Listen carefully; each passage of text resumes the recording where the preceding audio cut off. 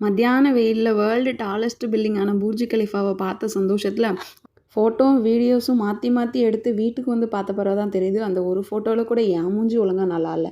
அப்படியே துபாய் மாலையும் சுற்றி பார்க்க போயிட்டோம். துபாய் மாலுக்குள்ளே போய் சுற்றி பார்க்குறதுக்கு ஒரு 2 நாள் தேவைப்படும்னு நினைக்கிறேன். அதில் ஒரு வாட்டர் ஃபால்ஸ் இருந்துச்சு, அதையும் பார்த்துட்டு அங்கே ஐஸ் ஸ்கேட்டிங் பண்ணிகிட்டு இருந்தாங்க. நமக்கு தான் சுத்த தெரியாது, அதையாவது பார்த்துட்டு இருப்போம்னு சொல்லிட்டு அதை கொஞ்சம் நேரம் பார்த்துட்டு இருந்தோம். நான் இதுக்கு முன்னாடி இவ்வளோ பெரிய அக்வாரியம் பார்த்ததே கிடையாது, இதான் ஃபர்ஸ்ட் டைம் நான் பார்த்தேன்.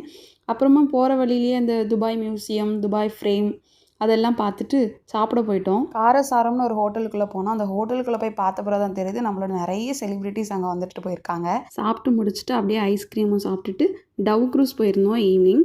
அங்கே போயிட்டு ஒரு 1 ஹவருக்கு மேலேயே அந்த போட்டில் போயிட்டே இருந்தோம். அங்கேயே நைட்டு டின்னரும் கொடுத்துட்டாங்க.